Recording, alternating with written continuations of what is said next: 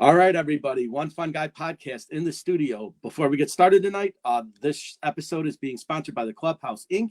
If you like this shirt or any of the other shirts I wear when I do my podcast, you can find that at www.shoptheclubhs.com.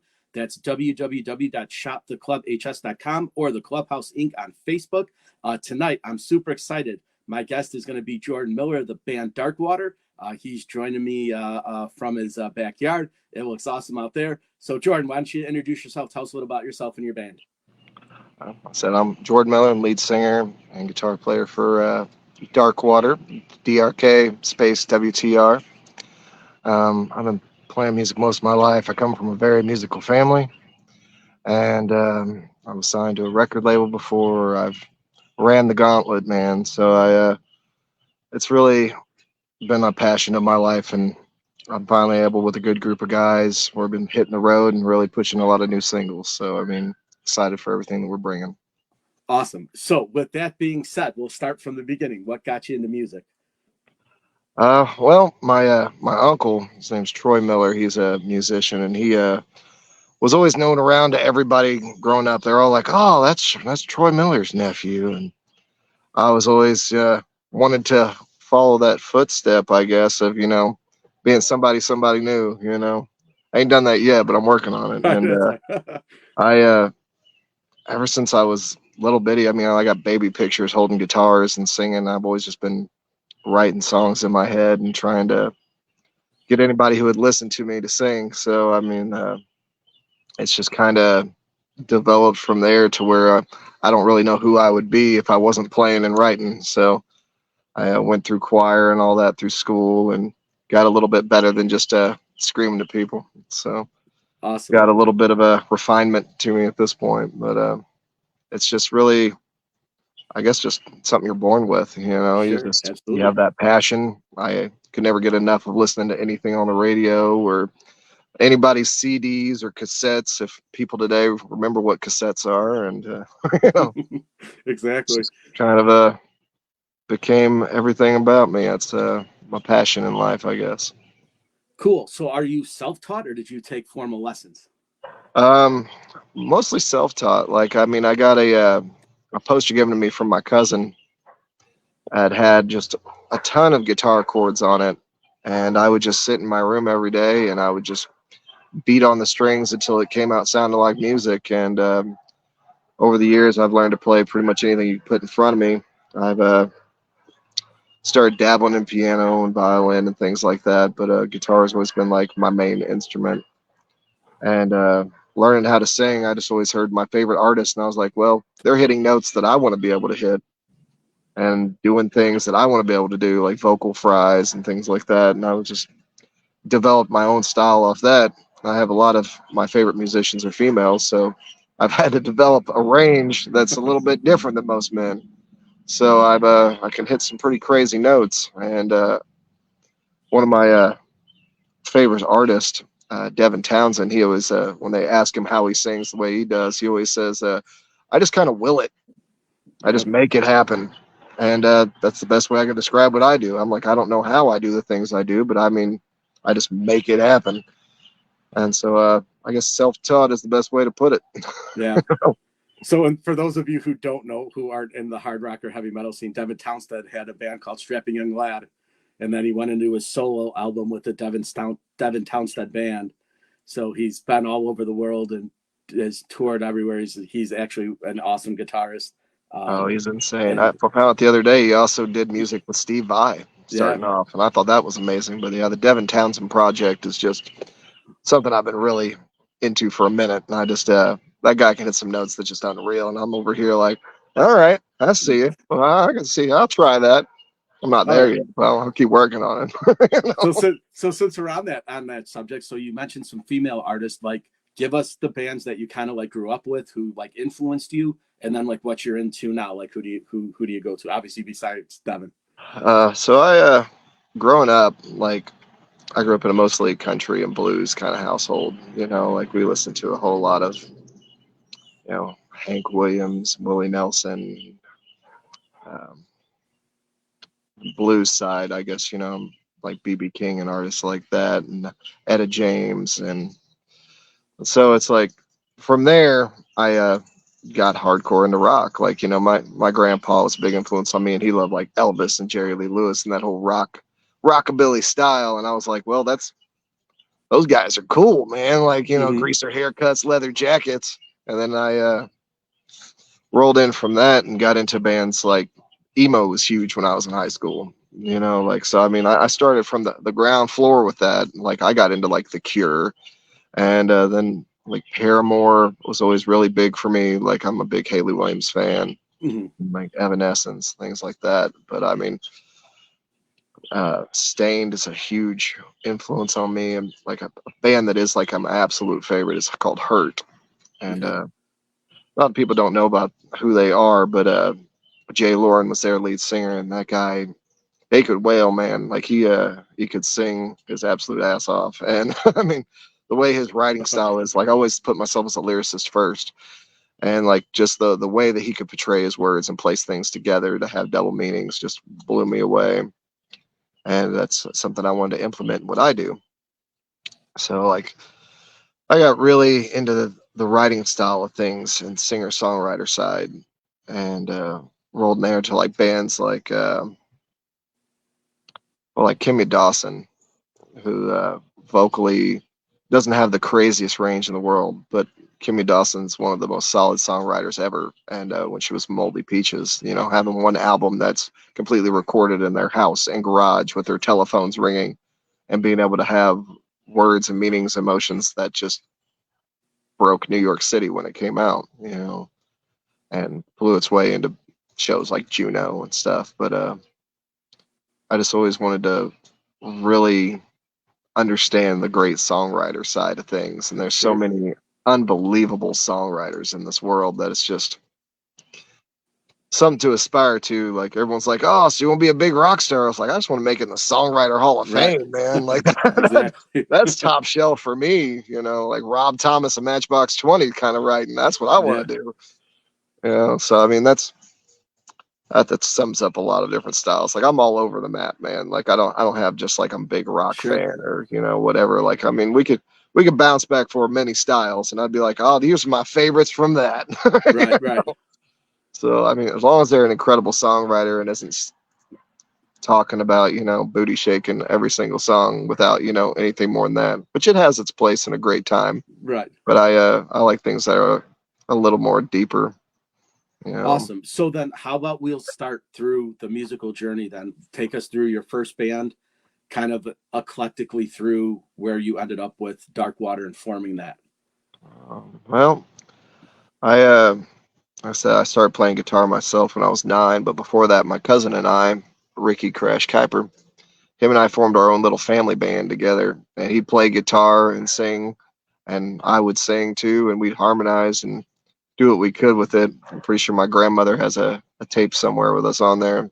God knows what that sounds like now. But started off there, and through high school and stuff, I had a couple different projects and things that I was involved in. But I always just kind of just wrote my own little songs, and I'd come to school and try to sing that. And people would always be like, "Hey, could you play the song?" Be like, "Nope, but I wrote this yesterday." I'm like, "Well, that's okay," but you know. And I came through that, and I played a lot of shows. Like, came out and played with my uncle at a lot of places, and had a lot of little family events and things. I went around and played a few local bars and stuff growing up, and got out of high school, and I formed a band called Baseline Road with two friends of mine. One of them's passed away now, Eric, and we were in a little bitty shed trying to jam out tunes together, and never played a gig. We just spent like half a year writing songs and jamming in a tiny shed with a full drum kit, which is probably why I can't hear real well now. And went on from there and started a band called Jordan Miller and the Deadlights. And we did pretty well. We played together for like 5 6 years, and we ended up getting signed to a record label out of Texas called Indie on Air. And I mean, we did a fair amount of touring and playing anywhere we could, and anybody would let us. And we got to play the Ford Center from Evansville, Indiana, which is a pretty cool deal. And then we opened up for Blackstone Cherry the Lax and the Josephines, and the Owensboro Convention Center. We won a whole series of Battle of the Bands and got to open up for some cool artists. And when we signed to that label, it was right before COVID happened. And we were slated to play South by Southwest in Austin, Texas, and had a whole run of gigs set up. And then about a week and a half before COVID happened, they were like, "Hey, man, we're canceling South by Southwest." And so not everything works out. And through COVID lasted and all the problems there, the label ended up going under. So I ended up back at home and decided I was going to step away from singing because that's all I've ever known is being the front man in every band that I've done and any project I've done outside. And decided I wanted to play guitar. And a friend of mine, Lori Andrick, and I met up at an open mic night at Lamasco's Bar and Grill in Evansville. And I was like, man, I would love to start a female fronted band. I've always been a big Paramore fan. Like, let's get together and let's do something. So her and I hung out, and I would write the music, and she'd write lyrics, and I'd throw things back and forth. And we wrote the first Drk Wtr line with her as the lead singer. And it was going real well, and we managed to play some really cool shows, released our first EP that had some great songs on it. And she wanted to step away and go do her own, little different than rock. She had this little more indie vibe and kind of do her own solo project, and it's doing really well.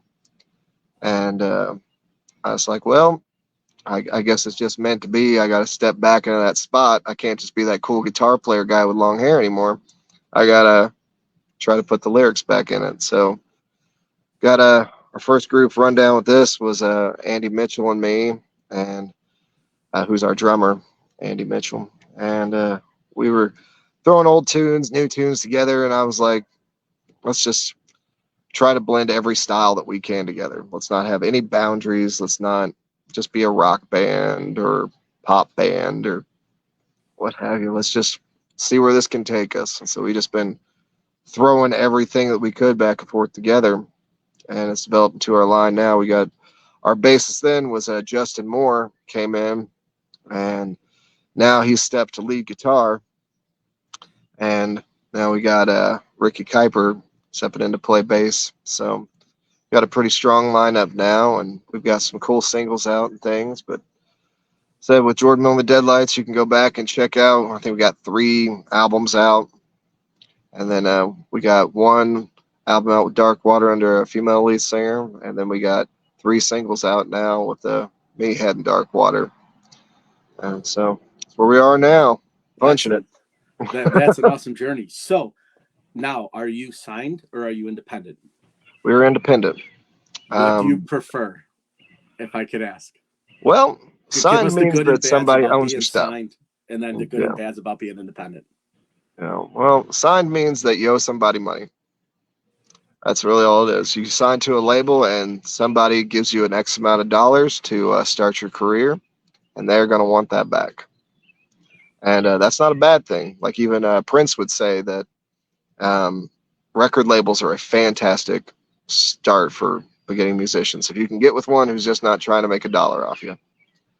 Independent means that you got nobody but your own bank account to hit the studio, right, create your stuff, promote your stuff, but you have complete ownership of your style. Like there's nobody telling you that you need to go out there and wear a feathered cap on stage every single night and support Mountain Dew. You know, you get to make your own decisions about what you have and what you're creating. If you can find a good way to be a self-promoted artist and have somebody who encourages your style and thinks that you're great and sign with a label like that who doesn't want to change you but promote who you are, then you've really hit the big time, in my opinion. But labels have everything at their disposal, and they can market you, they can really push you and really make you into something special, and have all the connections to book shows and get you on radio play and all that, something that independent artists, we don't have. So like you want to go tour the country, they'll tell you that you don't have a demographic in that area and we're not gonna be able to have you there. So you're like, okay, how do we do that then? And when you figure it out, you let me know. But so you have to jump on with other bands and open up with them and kind of, put your stake in the ground there and build yourself up. So you got to really start networking. Like everything is networking as a independent musician. Like if you're not out there supporting anyone you can, ain't nobody going to be supporting you. Sure. And so really just trying to connect with people and not push your stuff in front of somebody. Like it drives me crazy when people are like, man, I got to be the headliner. I've we've really got a strong following, and we really need to be the headliner. And I'm always just like, okay, man, that seems great. Follow this. I mean, Right. and it's just like to me, and then it's like, do you mind if we headline now? I'd be like, absolutely, go for it. Like I don't have that big head, man. Like so many Sure. people have. Like you, it doesn't matter who plays last that night. Chances are everybody's drunk by that point, anyways. And so it's like if we all just support each other and like stick around and listen to all the bands. Another big one for me. It's like having the camaraderie to support everybody. Independent artists do great like that because we've Sure. all got each other's back and you don't have that big head. You're supporting everybody because, when you rise up, they rise up with you. So it's like the more that you support, the more you grow. And I Right. think That's a that's great philosophy shown to a have. lot with what we do. So, we keep growing and we just keep supporting the crap out of everybody that stands with us on this battlefield of music. So there's the good and bads with both. That's great. So how about we move into for our viewers, can we talk about the cost associated to creating an album independently then? Studio space, recording time, what you need, equipment, can you give us the rundown of like everything from that realm? So financially, you're gonna need to sell your own child to afford all of it. So so all I know is that it's very pricey. There's some really great independent recording studios out there. I don't mean like Billy Bob with a Shure mic in the background of his house, going to record everything you have through there and it's going to come out top tier quality. You want quality, you're going to have to pay for quality. But there's a lot of places that don't break your bank that are really up and coming, very talented individuals who, don't have that Atlantic, capital behind them that are also trying to make their own name out there as a great recorder and studio techs and all that jazz. But we go to a place called Russian Recording. It's out of Bloomington, Indiana, and those guys are top tier, man. Absolutely top tier.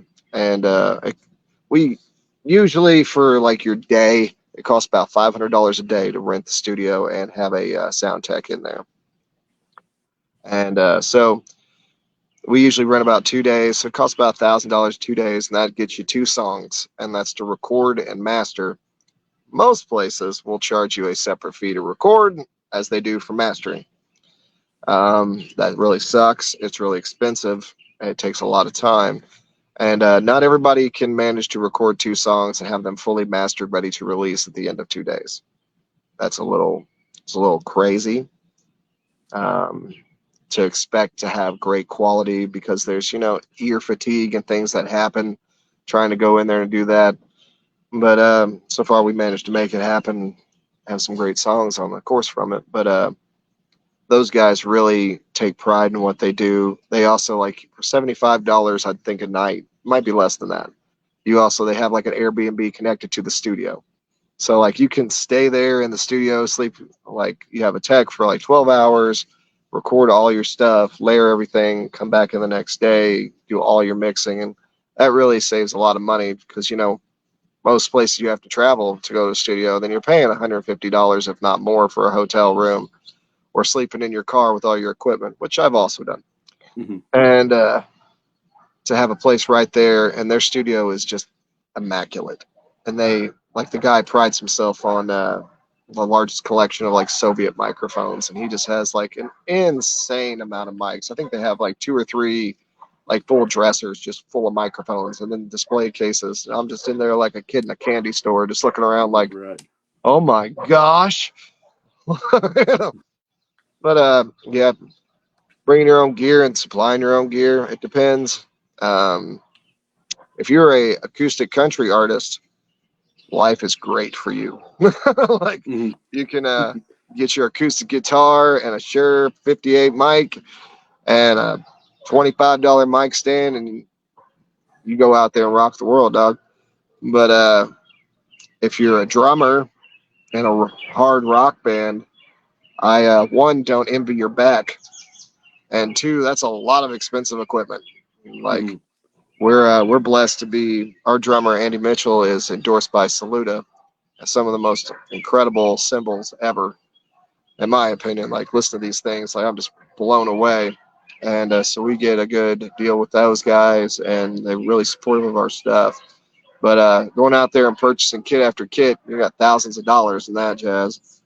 But I myself, as a guitar player, like I mean, I have a Les Paul Epiphone, and I mean that cost me about $1,000. And then you go through all your pedals and everything, so I probably got like, I don't know, 15 grand worth of stuff I haul into the studio, and Mhm. then spend, another $1,500 there. And at the end of it, you're just like, now I must pay to release this. So it adds up. But I mean, Sure. if you're proud of what you've done and you put everything you have into it, the dollar signs don't really mean a lot at the end of the day.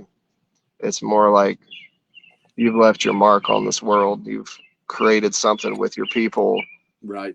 that it's gonna last. Like, I mean, I've got my 4-year-old son singing the lyrics to my songs, and that means more to me than 1,000 people in a crowd. So Absolutely. it's all worth it. You just have to have that passion in you. But it costs a few dollars. I'm not gonna lie. Ain't Right. nothing Right. free I except hear for you. support. You know. So how does sponsorship work, if you don't mind going into that? Like, so do they approach you? Do you approach them? If it's something that you find you like how does that relationship work with What was uh the beginning of your question there? like sponsorships? So the relationship Sponsorship. between you and whatever product you're trying to get, do you reach out to them? Do they reach out to you? Is it a mutual thing? How does that work? Do they?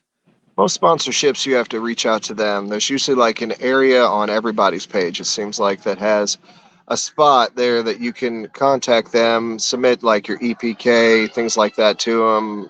They usually want like your rundown of your social media and stuff like that, because in today's world, as an artist, nobody really cares how incredible you are on stage if you don't have 100,000 people liking you on social media. Like that's the change in the world. Back in the day, you could go book a gig at some great place, go out there and blow the stage off, and you have some guy in a 3-piece $50 suit walk up to you and be like, "Hey, buddy, you're great. We're gonna make you a star." Mhm. That's not the world today. Right. Now it's social media numbers is everything. Your analytics, that makes and breaks everybody today. So if you're Absolutely. not pushing your social media, there's nothing. So with that, like you have to submit your social media to them. Like you let them know like what your numbers are, what's your engagement, like how this is all working out for you, what you can do for their company. Like you have to, it's selling yourself. That's really, Mhm. every, my favorite joke is every musician is a glorified t-shirt salesman. And that's 100% true. Like that's the only way we make money is off merch. Okay. And so it's like, for you to go out there and sell yourself to venues, sell yourself to merch people, really let them know what you're capable of. And like I said with our drummer Andy, like that guy's no slouch, man. He comes out there and he'll show you that he can bang Mhm. that kid. And so that's, I mean, how he lands things he has. And like like some things I look into, like Linsole, in-ear monitors and stuff like that. Like there's a lot of these companies that they're looking for artists, and like if you're not on the major scale of things, like you're not playing to 100K people Mhm. twice a week kind of cats, then you're not going to be looking for your big deal. Like not all of us are going to go out there and be endorsed by Fender, Sure. right off the bat, Right. especially. But I mean, you look for some of these smaller companies that are also trying to show that they make great products and really test out products and let them know that you're happy to test out their stuff and see how it works and then support them through your social media, because that's a big deal. After you get sponsored by somebody, you need to be letting them know that the products that you have are worthy of being something you have. You don't just want to support a product that's junk, you know. Okay. It's like, I play this guitar, but I mean, every time I hit it, it immediately detunes. That ain't good for nobody. Nobody wants to Mhm. listen to me bang on a detuned instrument, unless you're really into grunge rock, which I am. So I just really have to go out there and do your research. Like, before I buy anything, I have that extreme OCD to where it's like I'm gonna spend a lot of time researching this. And I just spent 3 hours looking into this candle holder that means nothing to anybody but me. But I spent 3 hours on it, and I am much worse with music equipment. So, Right. Right. but yeah, it's just So looking do through and so finding their with stuff. the major, like, I know back in the day you had like your Guitar Centers, your Sam Ashes, and then a lot of local music places. Since COVID, a lot of those places have shut down. Do you still have a local store that you go to, or do you hit the Guitar Center, Sam Ashes, just because Everybody there's is no other really options? affected and really damaged by COVID. Like it is a different world now. Hmm. We don't have the mom and pops like we used to, and that's something that I feel like we need more than anything in this world on everything. So ours is More Music, and that's who we support around here. More Music is Okay. a individually owned mom and pop shop with incredible musicians that all work there. Everybody knows their gear. Everybody knows what they're talking about. Everybody is supportive and gracious and incredible people to buy things from. And do I still go to Guitar Center from time to time? Uh, yeah, Hmm. because mom and pops can't sell everything like they used to. They don't have a lot of the big names that they can go out. Like we've lost most of our drum section here. Like there's nowhere where you can really go to buy drumming stuff, and I think that's just crazy. So you have to go the big time to go buy this stuff. So I try to avoid it. I mean, like Sure. at best I can. But Right. More Music is our spot here in Evansville, Indiana. Shout out to those cats. Excellent. So I know we talked about the social media thing before. You see a lot of independent musicians who could very well be playing in any band that they want to, just flying social on social media, making a 2 or 3 minute video of them playing guitar and Yep. getting 20,000 likes, 100,000 shares. They make more money on social media than they will going into a band making. How does the new modern musician focus on a band or just all himself on social media and the money that's involved in it? Can you kind of give us the I guess the reality of doing that versus playing live, or just going completely yourself and having somebody record you play the guitar for 45 seconds, make some shorts and get 1,000 views and get monetary that way? Well, one, it helps if you're pretty. Um, Nobody wants to look at this guy on social media all day. It ain't gonna work out for you. Um, but no, on a serious note, honestly, it comes down to where do you get your high? Do you really enjoy that dollar? Like, is that why you're playing music? Are you playing for the dollars? Are you playing to show somebody something or engage with people through social media? Or do going out on a stage and seeing people cry at your songs or jump and thrash around and laugh with their best friends and scream their heads off, which one does it more for you? Mm-hmm. Because holding a camera in front of my face and playing guitar, that doesn't do it for me. Like, I mean, I don't get a lot of joy out of that. Seeing people comment that this, oh, this is great, this sounds really good. It definitely strokes the ego a lot. Sure. But when I go out on stage and I can barely breathe when I get off there because I've just screamed and danced and ran around like I'm an insane person for 45 minutes, then There's no other feeling like that.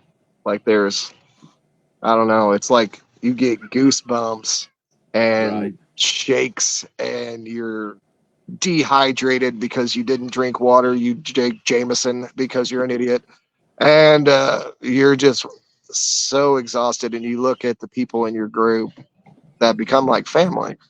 Hmm. You know, like I can play pretty much anything and I can do a good job working it all together. But when I get my brothers with me and I play instruments together with them and write and create, and then I go out there and I see Justin on guitar shredding and sweating more than anybody with that kind of talent should ever do for the little amount of money he's making. It's it's a feeling that's surreal, Okay. and that's really to me the difference. Sure. It's being writing and creating. You can do so much more. Like there's an artistic side to social media. Like there really is. Like there's so much more, and you can get deeper into things on social media than being able to express it in 45 minutes if you don't plan your show right. Difference is, it's like, what kind of musician are you? Are you out there to go play your show and get off stage and that's all you got? Are you going to go out there and you create an event? Are you going to have all the lights linked up to your beats? Are you going to have a story behind all your songs? Are you going to have videos going? Are you trying to create an immersed experience? Or are you just going out there just to play your songs to connect? Because both have great things to them. Hmm. But you can do that in a studio so much easier than lugging 20 grand worth of equipment into a little bitty bar that has a sound guy who hasn't slept in 3 days. You know, I mean, it's a lot Right. easier to do at home. You can use green screens. It's real nice. But yeah, it's to me that's the difference maker. It's just Sure. connection. I don't get the connection through social media as I do in person. You Right. know, sometimes I would really like to deal with less drunks telling me their life story. I don't get to deal with that on the phone or the computer. Right. And, I start missing it if I go too long. I'm wondering what three sheets to the wind Jenny's up to. So talking about money now, Okay. what do you get in terms of putting music on Spotify, Apple, or any of the independent music sites out there? Are you getting paid per song, per download, per album? Is it a what percentage do they take? What do you get? Like what does an artist do to make money in the business besides that? If that So you do not make money. That, is that it, that's really where it comes down to. You don't. Unless you are Miley Cyrus or Taylor Swift, you're not making cash out here. Um, you make all your stuff from playing shows and selling merch, and mostly you make your money from selling merch. okay. Um, you get 3/4 of a penny, I think, every listen, which I don't know how exactly you balance that out. Well, every 4 pennies, buddy, you get 3 cents, or every 4 listens you get 3 cents. But I think it's somewhere around like 100,000 streams gets you like $14 or something, like $40, something real low like that. So I mean, like Okay. Spotify is the biggest crooks in the business now. Lars Ulrich was all worried back in the day about something that was nowhere near as bad as what it was gonna get. Hmm. Napster and all that. That ain't nothing, buddy. You Right. worried about getting your music stolen? You wait till Spotify does it. The head of Spotify's never wrote a song, never played an instrument, and has more money than pretty much any of us can ever dream times 100. Hmm. And it's just a platform which to me should be free. So If how do you you're feel since you mentioned Lars and the guys in Metallica? Recently, there was a article in Loudwire about them vocaling the amount of money that artists should be getting paid per song that's downloaded versus what they actually get. So I know they had the whole thing with Napster and LimeWire back in the day with downloading the live recordings and not paying for them. But now they're kind of back in the forefront again, saying the artist should get more of that cut. With them Well, being absolutely. on it, how do you feel as an independent artist now putting music out there? Do you agree with them? Should they get more? Should it be a fair share? Should you be able to use your own platform? How do you feel on that side of the out of the spectrum of being paid out? Well, to me, um, in the world of AI, there's not a lot of soul left in a good songwriter because everything can be done in AI. So people who can actually write and perform and go out there and give you all your blood, sweat, and tears of real life experiences deserve the pay for what they've created. Okay. So when they're saying that artists are not making what they deserve to make, they're 1,000,000% right. Like even going to see a major artist, like let's say you go and see, I don't know, Red Hot Chili Peppers in concert and you buy from Ticketmaster. Literally 2/3 of what you just paid to see Red Hot Chili Peppers from Ticketmaster goes to Ticketmaster. Why is that? They didn't do anything. They provided a service for you to buy a ticket. Mm-hmm. Like, what did they do to deserve 2/3 of the money of what this artist should be deserving? So it's like when I write a song, I've just spent an unbelievable amount of money to record it, buy all the gear to do it, had the work and effort like that people never see about practice. I think probably put Mm-hmm. in about, I don't know, 200 hours a month of practice just to go and play for 45 minutes somewhere and make $300 to $500 if you're lucky, including merch. Right. So it's like where the disconnect happened. Like I remember listening to an interview about Prince, who was way ahead of his time when all these things happening. And he talked about whenever he split from the label and he couldn't even use his own name. That's the real reason why he went with the symbol, because the label actually owned his name. So he went with the symbol so he could break off and release music whenever he wanted to, how he wanted to, and do it the way he wanted to, and make 100% back. He's like, so he didn't have to pay a label, an agent, a promotion company, all these things. He sells a CD for $10. He just made $10. Before he was making $1 for every 10. So how do you put a price tag on art whenever all the money is going from the artist? So now it's like people don't buy music anymore. Like how many people do you know going out there and purchasing songs or CDs or things like that? We all stream. Right. Stream on. So that's I think what the Metallica argument was that you pay Apple, let's say $15 a month for unlimited downloads, Yeah. but the artists that are getting downloaded at a mass amount of rates are your kind of rap music, dance music, like the rock guys are kind of left behind.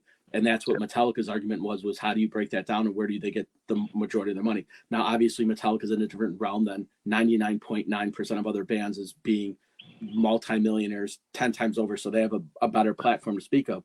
But then you have now Taylor Swift coming out, right? And she said about the ticket sales, like you just mentioned, to go to see Taylor Swift on the secondary market costs $2,500, $3,000, but the actual ticket costs $75. So she didn't realize that they were getting marked up, and she was vocal about it. That people were saying, "I can't afford $5,000 to come and see you." She's like, "What are you talking about? My tickets are $80," and they're like, "No, they're not. Like, Yeah. those tickets are all gone, and they're all sold 3 or 4 times over. By the time a person wants to bring their kid to see her, they're spending thousands of dollars." So she didn't know that's happening on the market scale. Though, when we talk about this in general, how do you feel about ticket prices? Obviously, smaller venues, it's more affordable, so more people go versus the big concerts now, which most of them are shutting down because people can't afford to go. Yep. Um, I've had different ideas that would either A, cause calamity or be the greatest success. But I mean, if all these venues to go see all the major artists, if they had to sell tickets in person, I feel like that would change a lot of things. I mean, like we all go to major theme parks and stuff, and you have to go through a line and purchase a ticket instead of doing it online.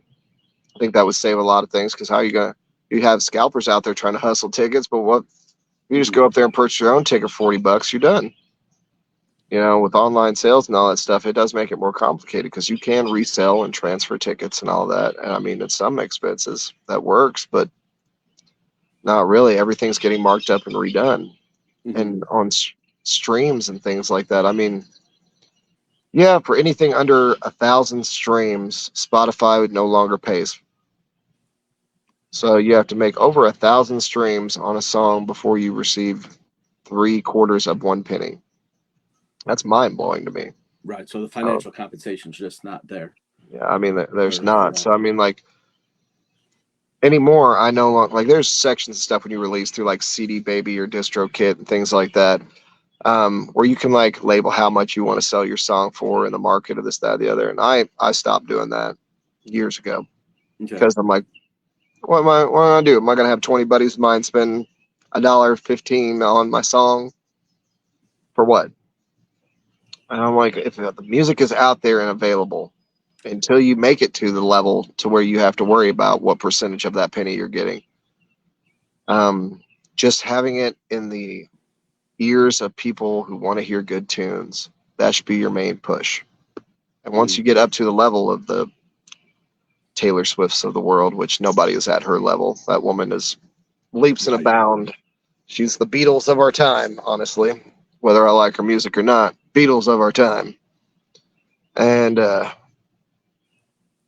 should she deserve to get paid a correct and respectable percentage? Of course. Of course. I mean, how many of her fans are there for her? Like, she could start her own website, TaylorSwiftMusic.com, take it off all streaming, and, you know, create her own percentage of how much money she makes, which I've wondered for years, how does Spotify make money besides subscription? If you don't subscribe to them and you're just listening Mhm. to with ads, the ads paying for all of these listens, like Yeah, I don't. it doesn't make any sense to me. Right.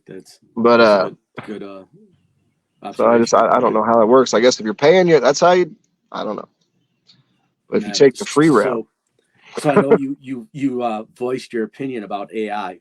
I know recently Motley Crue's been getting a bunch of flack because their entire album was basically made of AI. They generated the songs, all the riffs, all the music. Basically, the whole thing's been done by a computer. They said that those guys didn't even probably pick up instruments, and their album's 99% done now. So obviously, I know you've your disappointment in that, but is that the future moving forward now for bands to do that? It seems like it make the most sense out of just ease of use, right? To yeah. I mean, tell the computer that you want a sad song, and they come up with vocals, and they've written a song for you and created the music, and all you do is sing it. well, I think Motley Crue absolutely needs AI to make music because I've heard their singer, and whew, bro had better days. Yeah, I mean that's what they're Dude, saying, has but some that's why better they're using days. it, right? Vince's voice isn't what it was. Yeah. They've been saying the same thing about Axl and Guns N' Roses, that he just can't hit the notes anymore, and it you need the auto tunes and you need the help to do it. And even one of my favorite singers of all time, Phil Anselmo, he's the same way. He can't hit the notes that he did on Cowboys from Hell when he plays live now. And he says, "I don't sing those songs because I can't hit the range." He's like, I simply can't do it." So obviously, as you get older, your vocal cords start breaking down, your age gets in, but they are now embracing the AI thing. And a lot of the rappers of the world have been using auto tune for the past 30 years. It's nothing new to them, right? So what you hear on the album, they don't sound anything like that in the recording studio. It's all generated by Oh, a yeah. producer who puts voiceover on them and sells their beats, basically, not their lyrics. So Everybody does that apparently. That's what I've right, constantly been told. Auto tune, Melodyne, all that stuff. I just blows me away. You can make anybody sound good with that. right. And So out of the artists that kind of refuse to do it, I know, and the two big names that come to mind are Rob Halford and Bruce Dickinson. They've all said you know, that they've never used anything but their voices. They've had the same voice for. I mean, Bruce Dickinson has been hitting the same note since 1985. yeah. Rob Halford's kind of the same way. Hmm. What makes them stand out, in your opinion, over like guys that after 4 or 5 years have completely lost their voice? Is it just their technique, their practice, their genetic makeup? Is it all of the above? What allows them to do that? It's vocal training. It's 100%. You can anybody can scream. Well, almost anybody can scream. Can you scream well? Can you do it without hurting your voice? Can you do it for hours and still do the same thing? Because there are ways. Like, there is training. If you just think you're an awesome cat, I'm gonna go out there and I'm gonna, scream with everything I've got and belt for 3 hours straight and then not be able to talk afterwards, then you're an idiot. You needed to put the effort in. You should have worked on your craft. So that's what it is. It's your craft. Like, you need to take pride in everything you do in life, from making your bed in the morning to writing that hit song. So, I mean, why would you not try to have the strongest instrument possible? So, I mean, Phil Anselmo is a monster, and absolute monster. Cemetery Gates is probably one of the most amazing vocal punch songs I've ever heard in my life. The ending there with the guitar blows me away every time I hear it. And the fact that he can't hit those notes anymore, to me, is probably because the dude's chain smoked for 30 years, if not longer. And I mean, that I'm gonna do it. Right. You know what I mean? You don't take care of it, it's gonna go away. Saying, well, I should use AI and that's gonna make me sound, or not. Yeah. I mean, if you can't do it no more, don't do it. He hasn't gone the AI route yet. He just vocally states that he can't hit those notes anymore. That's why they don't play those songs. So that's why they don't play Cemetery Gates. They don't play The Sleep. They don't play those high noted songs because he just can't hit them anymore. Right. So that's why they stick to what they know is the basis of, everything pretty much after Cowboys from Hell, where he wasn't screaming at that vocal range. So that's what I was going to lead into. What do you do for your voice? Do you practice? Is there techniques that you use or stuff that you go through? Different techniques, vocal warm-ups. I'm always learning and evolving. Everything from down, like I drink throat coat tea and liquat honey. Those really together help my throat stay lubricated. Drinking plenty of water before, drinking a good 12 to 16 ounces of water an hour leading up to your show, because it's lubricating your voice. It's keeping it spongy to where you're not harming yourself, and having things that help liquidate the mucus and stuff in there to where it doesn't build up and cause abrasiveness to what you're doing. And also, like most strong and incredible singers, like we talked about Devin Townsend earlier, he warms up for an hour to an hour and a half singing before he does any show. He does it almost every day, he says, even whether he's playing and singing or not. An hour and a half of vocal warm-ups, from your trills to, just bouncing with your notes as you go. Like, you need to have, and there's tons and tons of different ways to do it and different styles and things. My own personally is I try to start with my highest note, my lowest note, and then work all the way up in between. And once I get to that highest note, try to go a little higher than what I could hit, and start working on that warm. And instead of trying to go out there cold turkey and just be like, well, I just woke up, had half a cup of coffee, let's rock. Right. That's not going to happen. Especially if you've heard any of my music, it's not going to happen. Because, I do sing them high notes that are a little ridiculous, and I will shred everything in there, man. And I don't want vocal nodes and things like that. So knowing how to properly sing, how to properly do your notes, and if you're a metal guy, how to properly scream. There's so much there, from your gutturals to you name it, that you can properly teach yourself and it not hurt at all. And anybody can do it, from the frailest, littlest woman like the band Ginger. Man, that woman is incredible. Yeah. Incredible. Like, I feel like less of a man listening to her, because she war cry battles at me. I am crying in a corner. Like, amazing. And just properly learning what you're doing. Like, I feel like Axl Rose put on a voice, and that's why he harmed himself. It's just like whispering. If you whisper, it causes more damage than not talking, or trying to sing right, but doing the whisper voice. It Right. causes damage in there. So I didn't know that for the longest time.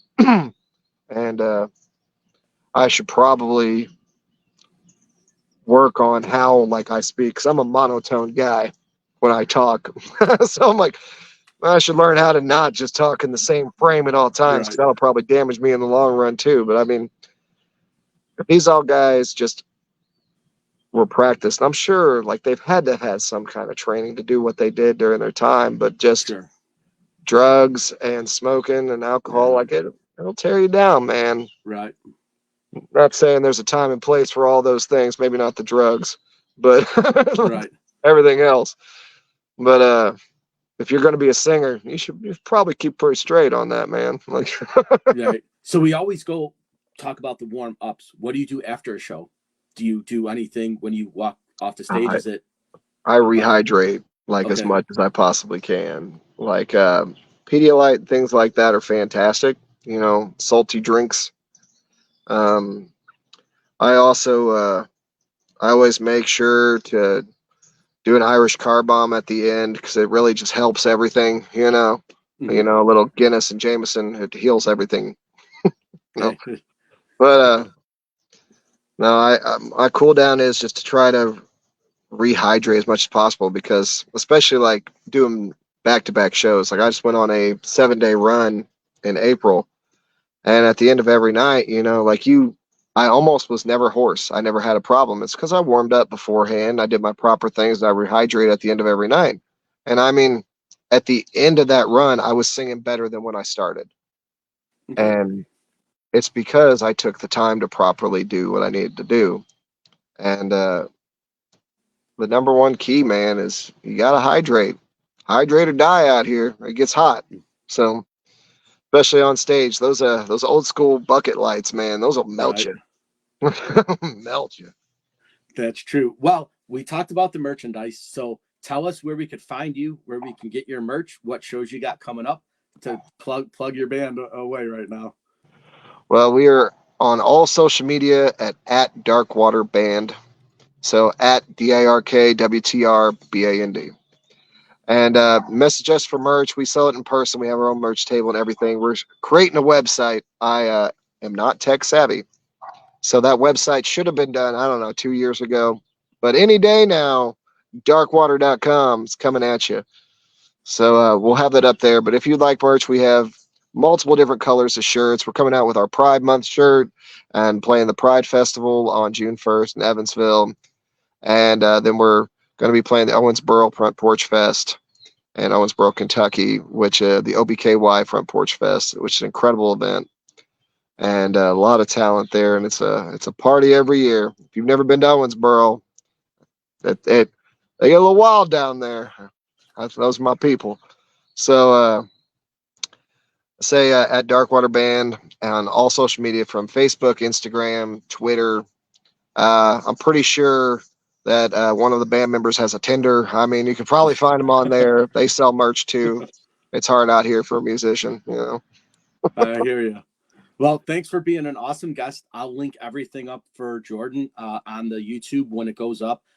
Everything was already posted on Facebook, but I'll share this with you guys later. And then this video will be uploaded to YouTube in about maybe an hour, and I'll have all the links for there. So, Jordan, thanks for being an awesome guest. I look forward to seeing you on stage, and we will have you come back on the show in a few months, and we'll revisit everything that you got going on, and we'll go from there. So thank you for being an awesome guest. I appreciate it. Hey, I appreciate you having me on the show, man. It's been awesome. Good talking All with right, you. guys. I'm One Fun Guy Podcast across all the platforms. You can find me on YouTube, Instagram, TikTok, and Facebook. Thanks for hanging out with me tonight. Thanks for Jordan for being a great guest, and we'll see you guys on the next one.